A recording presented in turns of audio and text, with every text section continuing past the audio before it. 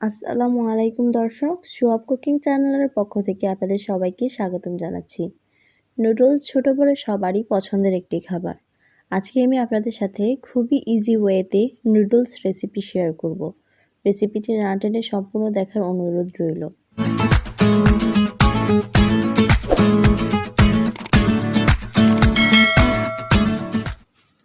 প্রথমে আমি এখানে 4 পিস নুডলস সিদ্ধ করে নিয়েছি এবং এখানে একটি বড় সাইজের আলু কিউব করে কেটে সিদ্ধ করে রেখেছি। এখন আমি একটি প্যানে তেল দিয়ে দিয়েছি। তেলটা গরম হয়ে আসলে আমি এখানে হাফ কাপ পরিমাণ পেঁয়াজ কুচি দিয়ে দিব।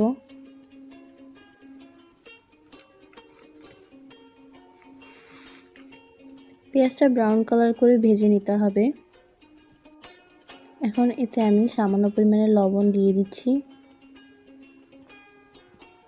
এবং এখানে আমি সিদ্ধ করা আলুগুলোকে দিয়ে দিব।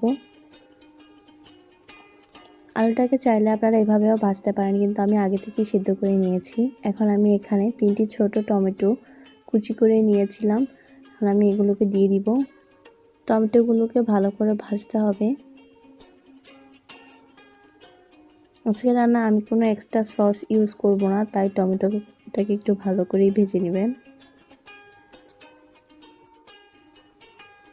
এখন আমি এখানে একটা শুকনো মরিচ এবং 2টা কাঁচা মরিচ কুচি করে নিয়েছিলাম, এটা দিয়ে দিয়েছি।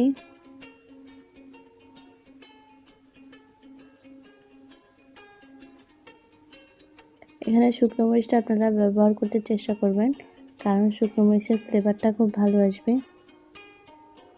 এখন এখানে আমি 1 প্যাকেট টেস্টিং সল্ট দিয়ে দিব।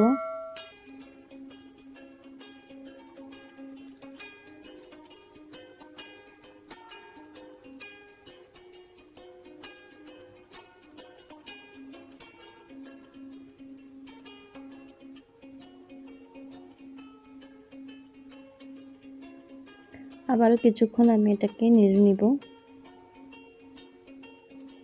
এখন আমি এখানে একটা সিদ্ধ ডিম কুচি দিয়ে দিয়েছি।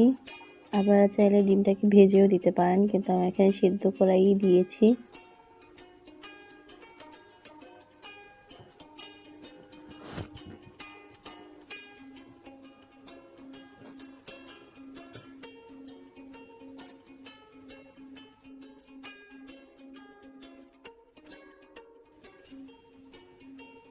এখন আমি আরেক প্যাকেট টেস্টিং সল্ট এখানে দিয়ে দিব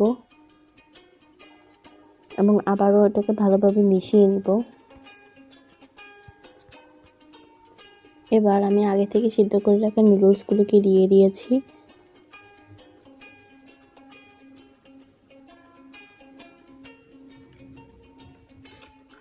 চুলার আঁচটা অবশ্যই লোতে রাখবেন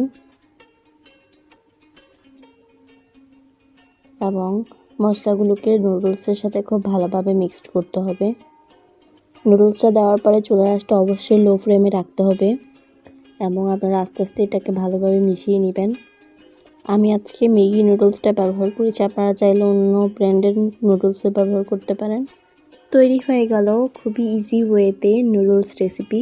আপনারা চাইলে বাসায় গেস্ট আসলে বা বাচ্চাদের টিফিনেও নুডলস রেসিপিটি রাখতে পারেন।